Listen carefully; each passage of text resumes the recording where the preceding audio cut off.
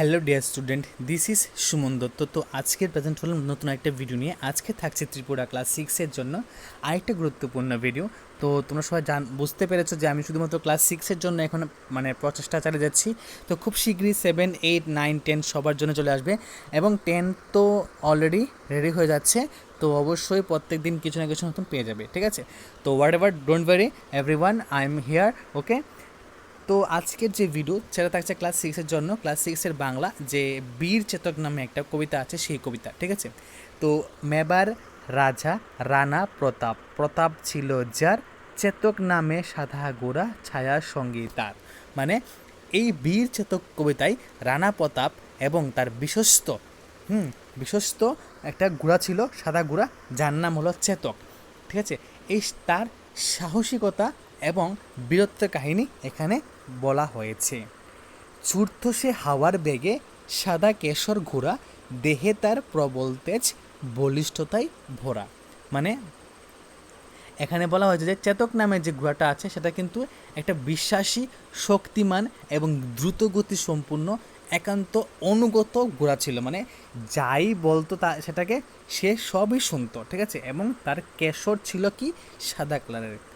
তুপ তরোয়াল চলে যখন হলদি কাঠের রণে, আহত হলো চেতক রানা যুদ্ধে শত্রু সনে। মানে যখন হলদিঘাটের যুদ্ধে, ঠিক আছে, হলদিঘাটে একটা যুদ্ধ হয়েছিল, ওই যুদ্ধে তুপ তলোয়ার দিয়ে যখন যুদ্ধ ছিল তখন রানা প্রতাপ মুঘল সৈন্যদের দ্বারা আক্রান্ত হলে বিপদ বুঝে, ঠিক আছে, মানে তখন আক্রমণ হলো, মানে তুপ তলোয়ার দিয়ে রানা প্রতাপ তখন এই হলদিঘাটের ক্ষেত্রে, মানে যেখানে যুদ্ধ হচ্ছিল ওইখানে আহত হলো এবং চেতক রানা যুদ্ধে শত্রু সনে। ওই সময় চেতক কিন্তু ছিল ওইখানে। তো ছুটল চেতক নিয়ে প্রভু খুরের তড়িৎ বেগে, আকাশপথে উঠতে দেখে শত্রুরা যায় রেগে। মানে ওই সময় মানে এত বিপদ দেখে চেতক সবকটাই বুঝে গেছে, আর এত স্পিডে সে তার মালিককে নিয়ে, মানে প্রভুকে নিয়ে, রানাকে নিয়ে, মানে এত স্পিডে দৌড় দিল। সেটা দেখে যে বিপক্ষ যারা ছিল তারা কিন্তু খুবই, মানে এখানে শত্রুরা খুবই এখানে হিংসা করতে লাগলো। রণক্ষেত্র ছাড়ল চেতক, সঙ্গে ছিল রানা, প্রাণটি রাজার বাঁচালো সে, মানেনি কোনো মানা। মানে যুদ্ধক্ষেত্র ছেড়ে দিছে, সঙ্গে ছিল কে, ওর প্রভু মানে রানা। প্রাণ যখন সে বাঁচছে, মানে যখন এই যে চেতকের প্রাণ বাঁচছে, সাথে সে তার প্রভুর প্রাণও সে এখান থেকে বেঁচে নিয়ে ফিরে চললো, ঠিক আছে? মানে বাঁচিয়ে নিয়ে গেল এবং সে কারোর কোনো কথা শুনলো না। তারপর এখানে কি আছে, মরে আজ উ রইল অমর, চেতক সবার কাছে, প্রভু ভক্তি রণকৌশল ইতিহাসে আছে।